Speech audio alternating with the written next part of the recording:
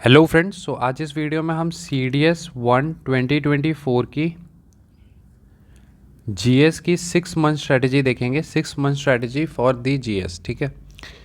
वैसे इस वीडियो को बनाने से पहले मैंने काफ़ी सारे स्ट्रेटजी वीडियोस देखे थे जो यूट्यूब पे अवेलेबल हैं, बट अगर आप देखेंगे यूट्यूब पे किसी ने अभी तक पूरी स्ट्रेटजी जो कंप्लीट स्ट्रेटजी रिक्वायर्ड है वो अभी तक किसी ने नहीं बताई है।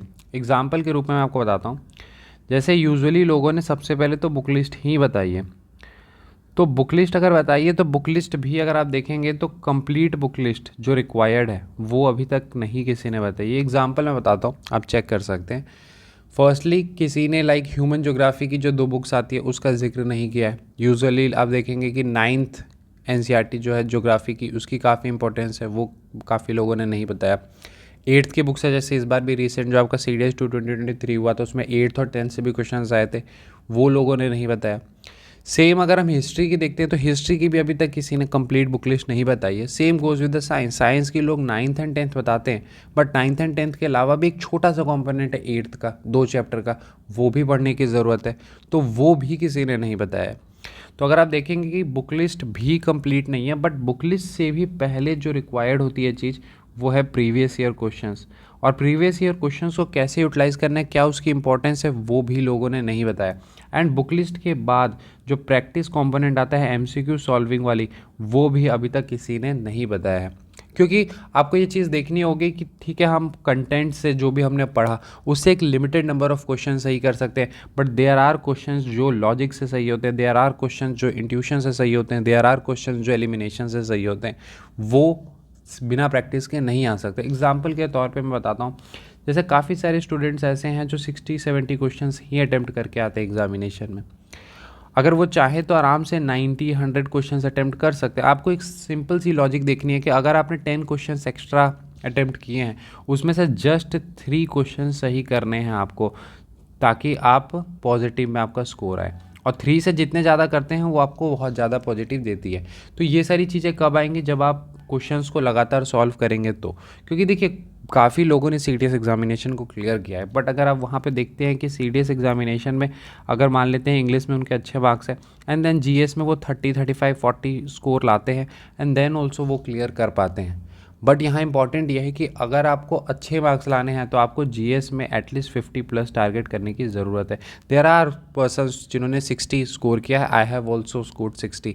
I have cleared CDS multiple times. Apart from that I have cleared CAPF as well 3 times. तो मैं ये कहना चाहता हूँ कि 50+ आप आसानी से जा सकते हैं, बट वही है कि अगर आपको सिर्फ ये चीज़ पे फोकस करेंगे तो डेफिनेटली जाना मुश्किल है। बट हाँ, थोड़ा सा अगर आप ये सारी चीज़ों को पुश करते हैं, प्रीवियस ईयर क्वेश्चंस को मैं हमेशा से गाइडिंग लाइट के रूप में मानता हूँ। क्योंकि देखिए अगर मान लेते हैं आप एक बुक पढ़ रहे हैं, फॉर एग्जांपल लक्ष्मीकांत, ठीक है, तो लक्ष्मीकांत में कितने पढ़ने की ज़रूरत है वो कैसे पता चलेगा, प्रीवियस ईयर क्वेश्चन से पता चलेगा। एग्ज़ाम से जब 1 महीने पहले आपको चीज़ों को रिवाइज़ करना होता है, ठीक है, चीज़ों को रिवाइज़ करना होता है, तो वो क्या रिवाइज करना है वो कहाँ से पता चलेगा, प्रीवियस ईयर से। आप देखेंगे प्रीवियस ईयर क्वेश्चंस के काफ़ी सारे रिपीटेटेड थीम्स हैं। जैसे हम भी प्रोग्राम करवाते हैं तो वहाँ हम प्रीवियस ईयर के रिपीटेटेड थीम्स करवाते हैं। मैं आपको गारंटी दे सकता हूँ कि लाइक 50 रिपीटेटेड थीम्स हैं, अगर वो आप प्रिपेयर कर लेते हैं तो 25-30 क्वेश्चंस तो वहीं से आ जाने हैं हर साल। लाइक सॉइल है, वेजिटेशन है, या ओशन करंट है, ये सारे कुछ रिपीटेटेड थीम्स हैं। साइंस में अगर आप जाते हैं तो आई डिसीज़ हो गई, लाइट के चैप्टर से, जहाँ पे लेंस में कहाँ फॉर्म होता है इमेज, मिरर में कहाँ इमेज फॉर्म होता है, ये सारे काफ़ी सारे रिपीटेड थीम्स हैं जिनकी अगर आप नोट्स बनाना चाहें तो ये सिर्फ आप 100 पेजेस की नोट्स बना सकते हैं और वहाँ से 30 क्वेश्चंस आपके निकल जाते हैं। समझ रहे हैं? तो एक काफ़ी साइंटिफिक प्रोसेस है, अगर उसको आप फॉलो करते हैं तो आसानी से आप जो है एग्जामिनेशन में 50+ जो है GSS में स्कोर कर सकते हैं। तो इसीलिए पूरा प्रोसेस है जिसको आपको फॉलो करने की ज़रूरत है, रैदर देन सिर्फ बुक लिस्ट को फॉलो करने की। ठीक है, क्लियर है? अब आगे हम बढ़ते हैं। तो सबसे पहले अगर हम देखते हैं प्रीवियस ईयर क्वेश्चंस को, ठीक है, सबसे पहले मैं आपको बताना चाहता हूँ कि अगर ये वीडियो आपको अच्छी लग रही हो तो लाइक ज़रूर करें और अपने दोस्तों के साथ ज़रूर शेयर करें, ताकि ये सारी चीज़ें आप दूसरों तक भी पहुँचे। और अगर आपका अच्छा सपोर्ट रहता है तो एक हम स्टडी प्लान की भी वीडियो लेके आएंगे कि कितने कितने दिनों में आपको करनी चाहिए चीज़ों को। ठीक है, तो देखिए प्रीवियस ईयर क्वेश्चन में मैं आपको कहूँगा कि आप क्या कर सकते हैं, 5 ईयर्स के एटलीस्ट जो है वो सॉल्व करें, जिसमें कि 10 पेपर्स आपके टोटल हो जाएंगे। 120 क्वेश्चंस होते हैं तो 1200 क्वेश्चंस होंगे। ठीक है, 1200 क्वेश्चंस होंगे, इनको मैं बोलूँगा कि आप 10 डेज़ में कर दें। हर एक दिन में आप 120 क्वेश्चन सॉल्व कीजिए और उसको अच्छे से एनालाइज कीजिए। ठीक है, सबसे पहले करना क्या है कि मैंने जैसा अभी पहले भी बताया कि प्रीवियस ईयर जो है वो गाइडिंग लाइट्स हैं। तो अगर मान लेते हैं आप बिगनर हैं, थोड़ा आपने पढ़ रखा है, तब तो आप आसानी से सॉल्व कर सकते हैं, कोई दिक्कत नहीं है। अगर बिगनर है, जैसे बिगनर को क्या है, कुछ पता नहीं है, पॉलिटी आज तक पढ़ी नहीं, तो आपको करना क्या है कि आपके पास अगर बुक है तो ठीक है, अगर प्रीवियस ईयर की नहीं है तो कोई PDF डाउनलोड कर सकते हैं विथ आंसर वाली, और जस्ट आप उसको एक बार पढ़ लें, question and then answer, question and then answer. क्योंकि प्रीवियस ईयर क्वेश्चन भी 2 अल्टरनेटिव में चलता है, वो मैं आपको बताऊंगा कैसे। तो क्वेश्चंस एंड आंसर, उससे होगा क्या कि जब आप फिर बुक लिस्ट फॉलो करना स्टार्ट करेंगे तो फिर चीज़ें आपको रिकॉल होंगी कि अच्छा हाँ इस टाइप का क्वेश्चंस आया था, इस टाइप का आया था। क्योंकि वन रीडिंग में तो वैसे भी चीज़ें नहीं होनी है।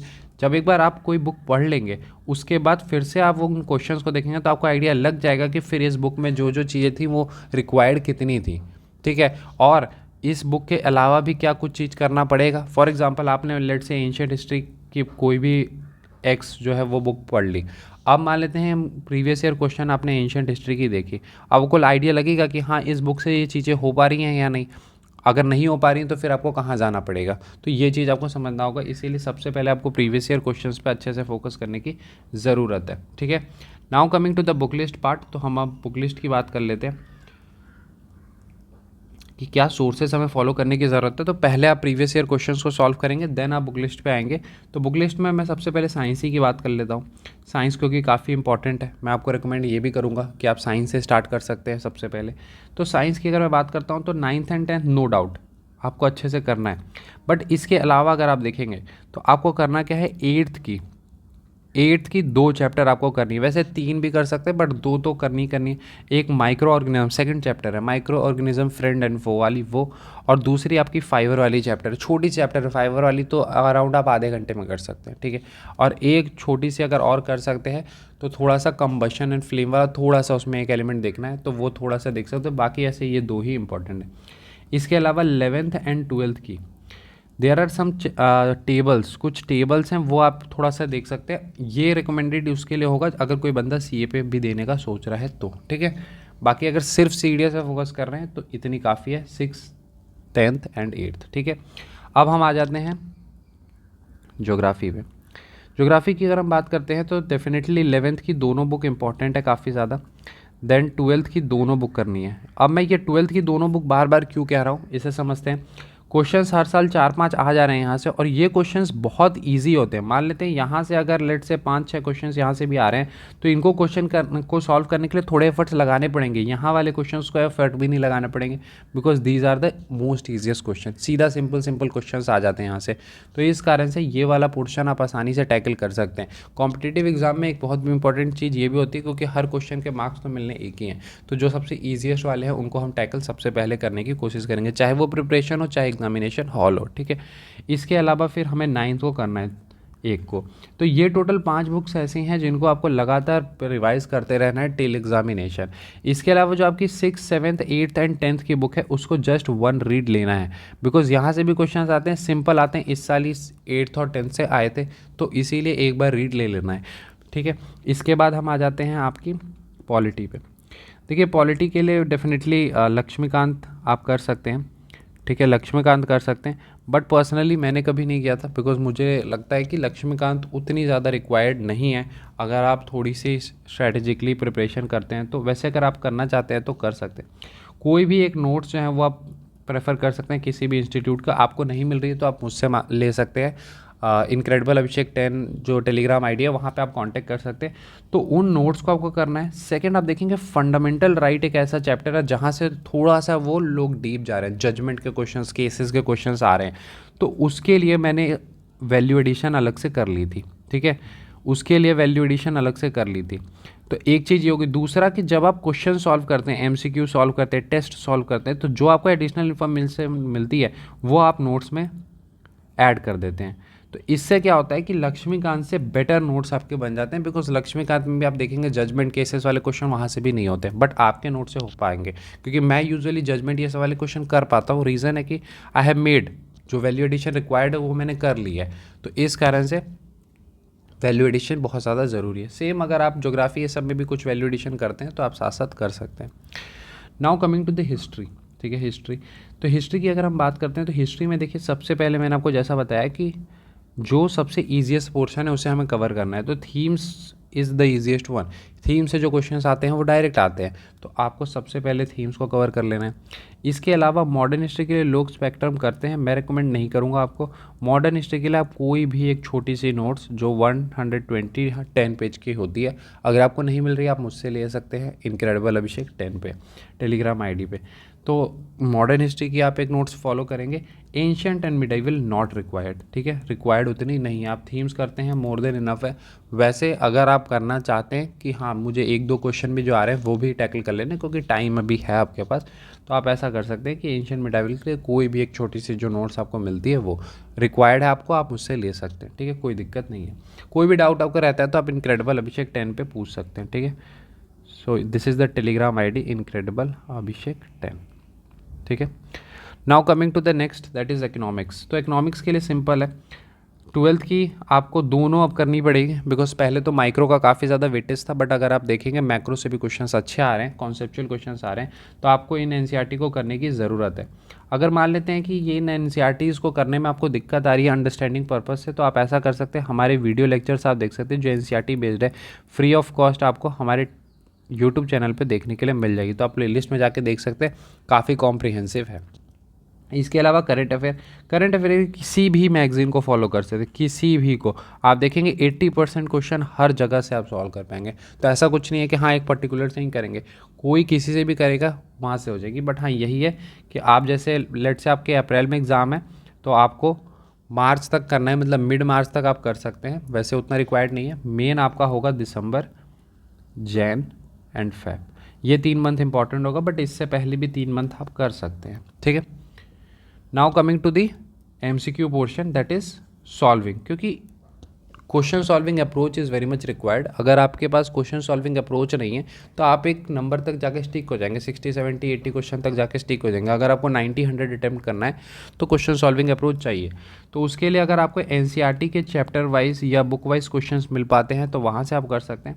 सेकेंड, आपको जहाँ भी रेलिवेंट टेस्ट मिल पाते हैं वहाँ से आप कर सकते हैं।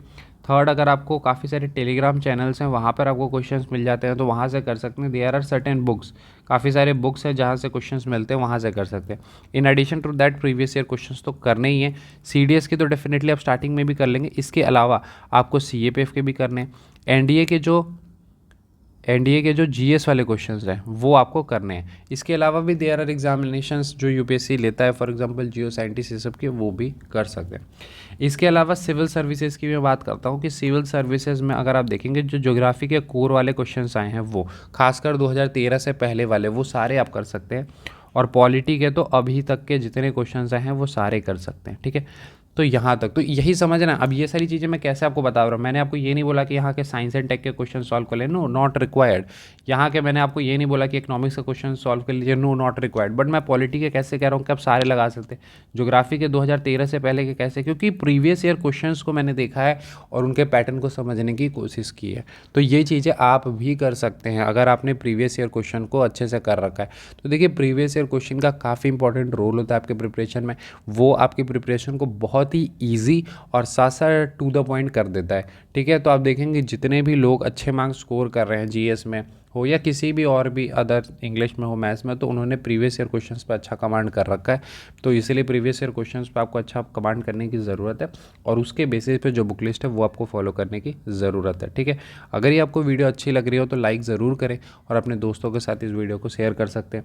इस वीडियो में हमें अगर अच्छा रिस्पॉन्स मिलता है तो हम इसके लिए आपको एक 6 मंथ स्टडी प्लान की वीडियो भी हम लेके आएंगे, जहाँ पर हम डिटेल में बात करेंगे कि 6 मंथ्स में आपको चीज़ों को कैसे करना है, ठीक है। I hope this video help you lot. मिलते हैं अगले वीडियो में। Thank you and have a nice day.